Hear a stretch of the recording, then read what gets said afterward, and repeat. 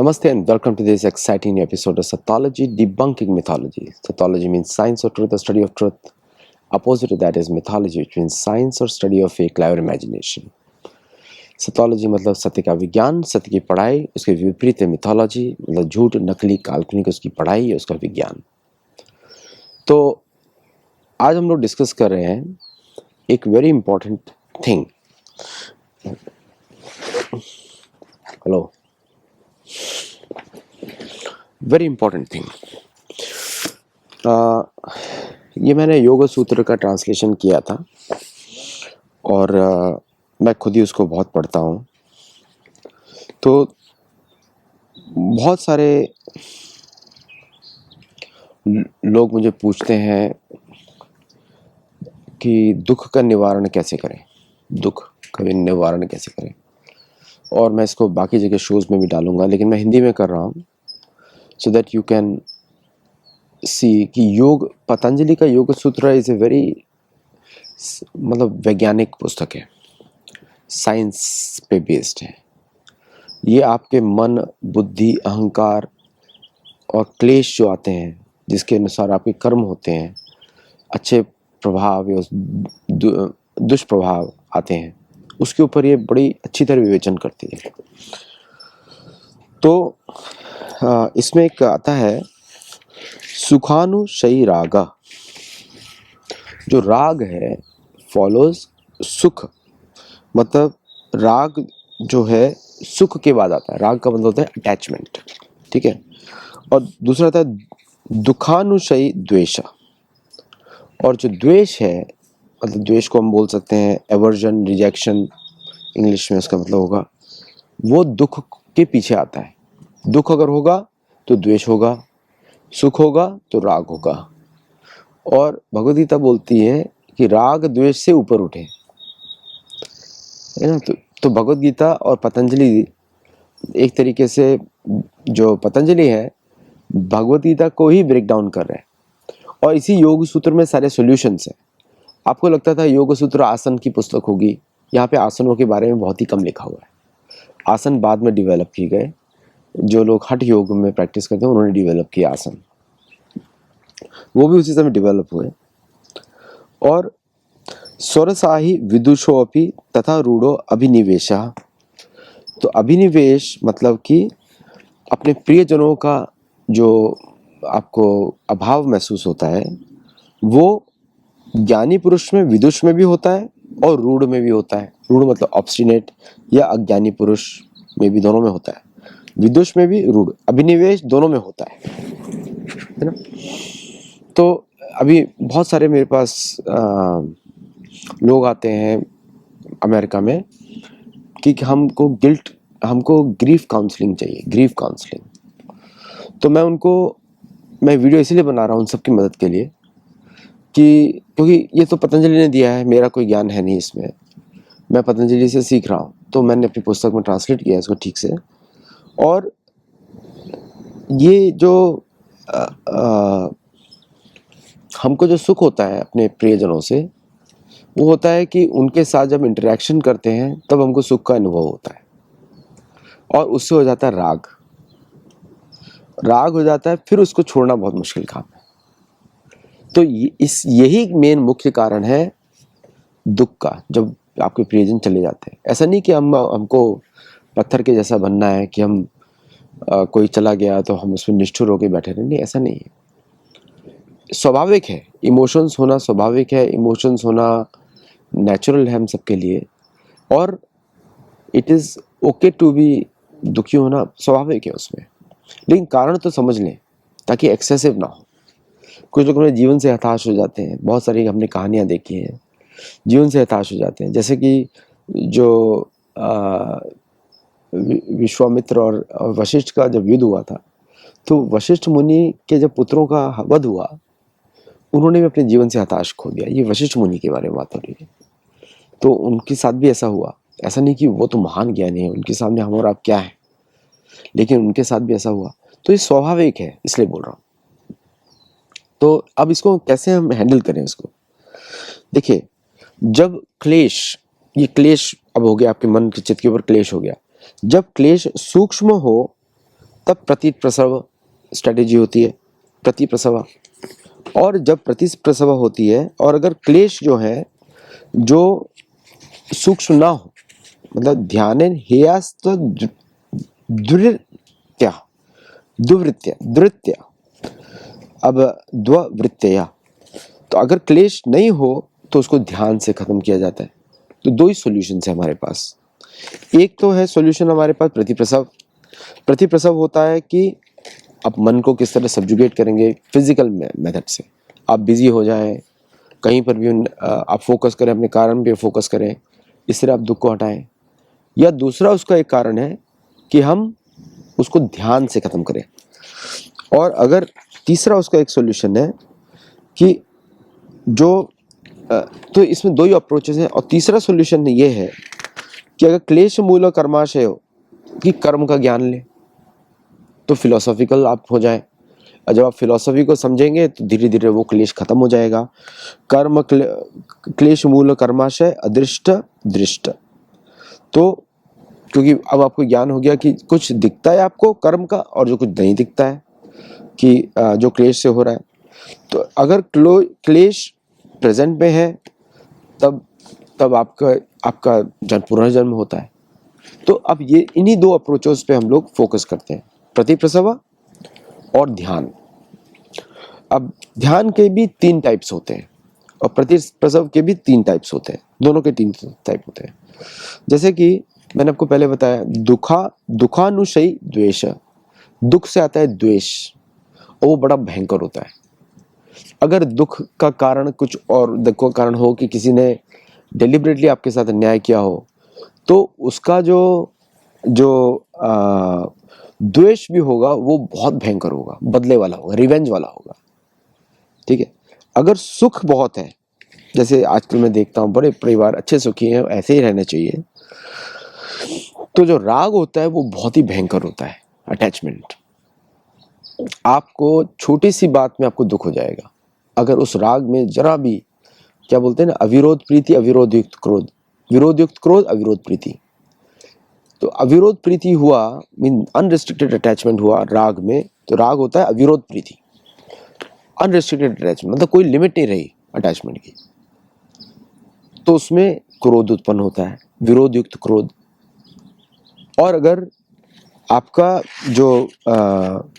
अगर आपको दुख हुआ है और वो भी अननेसेसरी दुख हुआ है और अनकंट्रोल्ड दुख हुआ है, तो उसमें एक तो आ जाएगा एवर्जन। जैसे कि हम देखते हैं स्टॉकहोम सिंड्रोम। स्टॉकहोम सिंड्रोम यही होता है ना कि जैसे जगह जगह जहाँ पे भी नरसंहार हुआ हो, वहाँ के लोग जो होते हैं दुश्मन के साथ ही मिल जाते हैं, उनको वही अच्छे लगने लगते हैं ताकि अपने को बचा के रखे ना। वो एक्सट्रीम सिचुएशन है। या मतलब वो उस एक्शन से वो अपने आप को बचा रहे हैं कि फ्यूचर में कभी ना हो। ये लोग बड़े खतरनाक है। इसको बोलते हैं स्टॉकहोम सिंड्रोम, इंग्लिश का वर्ड है। वॉर के बाद हुआ था ये मतलब यूरोपियन वॉर 2 के बाद। और दूसरा होता है रिजेक्शन, कि चलो छोड़ दो, अभी क्या है, ये हो गया। रिजेक्शन वाले लोग रिकवर कर जाते हैं, एवर्जन वाले लोग नहीं रिकवर कर पाते हैं। कि जिसने उसको छोड़ दिया कि अब हो गया, तो अब वो दूसरा पॉजिटिव एक्शन लेगा, लेकिन जिसने ऐसा नहीं किया वो पॉजिटिव एक्शन नहीं लेगा। समझा है आपको? तो द्वेष जो है ना, वो रिवेंज भी हो सकता है, एवर्जन भी हो सकता है, रिजेक्शन भी हो सकता है। स्टॉकहोम सिंड्रोम वाला के जो अपने ही दुश्मन को चाहने लगे, वो आता है कैटेगरी में एवर्जन, प्रॉब्लम से दूर भाग रहे हैं। दूसरा आता है कि वो बदला लेंगे, मतलब वो या उसको रिजेक्ट कर देंगे। रिजेक्शन वाले जो लोग होते हैं वो मिडिल में आ जाते हैं, वहाँ से भाग जाते हैं उस तरफ से। और तीसरा आता है, वो आता है रिवेंज वाला। वो वाले लोग रिकवर कर जाते हैं, रिवेंज वाले लोग रिकवर कर जाते हैं। किसी नरसंहार किया है, बाद में आपने भी उनका कर दिया, तो रिकवर हो जाएगा, पूरा कम्युनिटी रिकवर हो जाएगा। ठीक है। जो और ये आज के समय में बहुत एप्लीकेबल है, क्योंकि जो बंगाल में हुआ और सब जगह हुआ, और भी मेरे पास जो आते हैं लोग जो इसी के ऊपर बात करने आते हैं। तो जब क्लेश सूक्ष्म है, मतलब कि आपका एक्सपीरियंस मतलब इतना मेजर नहीं है, सूक्ष्म अगर क्लेश है, तो मन को किसी तरह प्रतिप्रसव जानबूझ के दबाने से उसका उसकी शांति होती है जानबूझ के दबाने से। कैसे करेंगे? हॉबीज़ को ढूंढेंगे, उस तरफ सोचना बंद कर देंगे, उसकी दूसरी दिशा में सोचेंगे, उस पर एक्शन लेंगे। ये प्रतिप्रसव में आ गया, सब्जुगेशन ऑफ माइंड। मतलब प्रतिप्रसव मतलब जो आपका मन है उसको मारने की कोशिश करेंगे। जैसे राग हुआ तो अब उसके बाद जो हुआ द्वेष हुआ, अब इसको आप कैसे इसको हटाएंगे? मन को मार के हटाएंगे। उसकी बहुत सारी टेक्निक्स होती हैं, हठ योगा की टेक्निक्स होती हैं, या फिर सिंपल होता है कि अपनी हॉबीज़ पे फोकस करें या अपने कार्य पे फोकस करें। लेकिन वो दुख से जाता नहीं है, वो मरते दम तक रहेगा, वो आयु आपकी छीण कर देगा, आयु हटा देगा। दूसरा है कि उसका सोल्यूशन है अगर बहुत ही तीव्र है तो ध्यान। ये सबसे अच्छा मॉडल है ध्यान वाला। अब ध्यान कैसे करेंगे? कृतये ध्यातो विष्णु देता है मजदो मखे द्वापरी परिचर्या हम कलो तदरि कीर्तनात्। कलयुग में तो ध्यान पॉसिबल नहीं है। कुछ लोग कर सकते हैं, ऐसा नहीं सबके लिए नहीं, कुछ लोगों के लिए है, कर सकते हैं, बहुत अच्छी तरह करते हैं, सबके लिए नहीं है। हम भी अपने सर्कल में देखते हैं, कुछ लोग ध्यान कर पाते हैं, सब लोग नहीं कर पाते। लेकिन हरिनाम या मंत्र जप ये सब ध्यान की श्रेणी में आता है। लेकिन यहाँ पे आप मंत्र को व्हीकल बना के यूज करते हैं, उसके ऊपर जाते हैं, व्हीकल के साथ चलते हैं, तो वो बड़ा आसान हो जाता है सबके लिए, और उससे लोगों को शांति भी जल्दी मिलती है। जैसे हनुमान जी का जो चालीसा है, उसको पढ़ने पे तुरंत आपका मन आपके वश में आ जाएगा, वो तुरंत आप उस सिचुएशन से बाहर निकल जाएंगे। तो ये सॉल्यूशंस हैं, अवेलेबल हैं योग सूत्र में।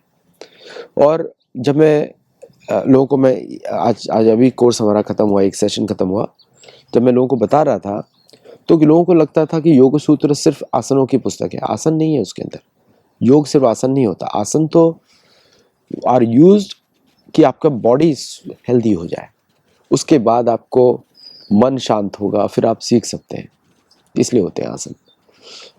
और फिर उसमें बाद अगर हम देखें कि अच्छा, आसनों से भी लोगों को बहुत मदद मिलती है, क्योंकि जब स्ट्रेस आता है वो बॉडी के डिफरेंट पार्ट्स में आके रुक जाता है, और जहाँ पे वो सबसे ज़्यादा अफेक्ट करता है वो है स्पाइन। तो अगर स्पाइन और नाड़ी जो इडा पिंगला सुषुम्ना अगर ये अलाइंड होंगी तो ब्लड फ्लो ठीक रहेगा, और उसके बाद आप ज़्यादा तरीके से आप सीख सकते हैं, समझ सकते हैं। तो उधर भी बहुत काम करते हैं आसन। तो अब तुम तो दो सॉल्यूशंस हैं इसके, और उसके एप्लीकेशन इंडिविजुअल रहते हैं। कि मतलब कि जैसे आजकल तो बड़ा प्रचलन चल गया है ग्रुप क्लासेस का। ग्रुप आसन की क्लासेस होती है, योग की क्लासेस हमेशा इंडिविजुअल होगी। ज्ञान के लिए, नॉलेज के लिए, इंफॉर्मेशन के लिए यस ग्रुप क्लासेस हो सकती हैं, लेकिन आपको इंडिविजुअली किसी सेशन पे अगर मतलब 1-to-1 इंस्ट्रक्शन में ही योग चलता है, क्योंकि सबका कर्म अलग है, सबका स्वधर्म अलग है, सबके गुण अलग है, सबकी प्रवृत्ति अलग है, इसलिए वो इंडिविजुअली होता है, ग्रुप में नहीं हो सकता। ग्रुप में जनरल इंस्ट्रक्शंस हो सकते हैं, लेकिन निवारण करना है तो इसलिए उसको अलग करना पड़ेगा, उसमें इंडिविजुअली फोकस करना पड़ेगा। इसीलिए गुरु का आश्रय लेना जरूरी है, क्योंकि गुरु सुहृत होता है with the best well wisher. तो आप गुरु के माध्यम से अपनी प्रॉब्लम्स को रिजॉल्व कर सकते हैं। तो अगर कर्म में है तो कर्म तो बहुत इंपॉर्टेंट है। तो कर्म से दृष्ट अदृष्ट, मतलब जो अगर कोई कर्म से में क्लेश है, क्लेश मूल कर्माशय, तो पिछले कर्मों के द्वारा वो थोड़ा एडवांस हो जाता है, क्योंकि उसमें लोगों को विश्वास नहीं पिछले जन्म का, फिर उसमें वो भगवान को दोष देना शुरू कर देते हैं कि भाई भगवान की वजह से हो रहा है। यहाँ पे कुछ भी भगवान की वजह से नहीं हो रहा है, भगवान आपकी मदद के लिए बैठे। तो लेकिन भगवान की वजह से कभी आपको दुख नहीं होता, ये दुख होता है आपके अपने स्वयं के कर्मों से। उसको एक्सेप्टेंस बहुत जरूरी है। जैसे आप उसको एक्सेप्ट करते हैं तो भगवान पे आप द्वेष देखना ढूंढना बंद कर देंगे, आप अपने ऊपर ही फोकस करेंगे। तो इसलिए ये सब जो सॉल्यूशंस हैं वो उसी के ऊपर लागू होते हैं जो इन पे थोड़ा एक्शन लेगा। हर कोई अपने दुख का निवारण नहीं कर सकता, कुछ लोग ही कर सकते हैं उपाय ढूंढ के। आजकल आसान भी हो गया है, यूट्यूब पे बहुत सारे सॉल्यूशंस हैं, अच्छे अच्छे वीडियोस हैं, आप देख कर भी कर सकते हैं। लेकिन अगर आपको विज्ञान समझना है ग्रीफ काउंसलिंग का, ये है उसका विज्ञान। और अब हम लोग से जुड़ सकते हैं हमारे योग सूत्र कोर्सेज में, ये सब सीख सकते हैं आप लोग। To become a teacher, certified teacher from Sethology, every Tuesday at 4 PM to 6 PM। Online होता है, विद इन द US इन पर्सन भी होता है, तो लोग इन पर्सन भी जुड़ सकते हैं और ऑनलाइन भी जुड़ सकते हैं। यही एक पर्पज़ है धर्म का एजुकेशन, धार्मिक एजुकेशन लेने का, धार्मिक का विद्या को लेने का, कि आप हमारे कोर्सेज में हर कॉन्सेप्ट को ध्यान से सुनते हैं और इसको मॉडर्न लाइफ में अप्लाई करने की कोशिश करते हैं, ताकि हम सॉल्यूशंस पे बात करें, सिर्फ प्रॉब्लम स्टेटमेंट्स पे बात ना करें। Thank you for listening. नमस्ते एंड जय जगन्नाथ। हमारे कोर्सेज में जुड़ना न भूलिएगा। टेलीग्राम पे @सेथोलॉजी कोर्स है और बाकी उसका लिंक आपको हर जगह मिल जाएगा, आप वहाँ पे जुड़ सकते हैं। और कुछ लोगों के लिए निःशुल्क रहता है, अगर आप डोनेशन देते हैं तो हम लोगों को उससे मदद मिलती है, लेकिन हम लोग डोनेशन मांगते नहीं हैं ज़्यादा, तो आप वहाँ पे जुड़ सकते हैं। लेकिन उसका प्री क्वालिफिकेशन है, आपको 100 घंटे का आसन ट्रेनिंग होना चाहिए कहीं ना कहीं, और जब आसन सीख कर आएंगे तब योग सूत्र का ज्ञान लेंगे, will become the best teacher. तो आज था ग्रीफ काउंसलिंग पे यूजिंग योग सूत्र। नमस्ते एंड जय जगन्नाथ। Thank you.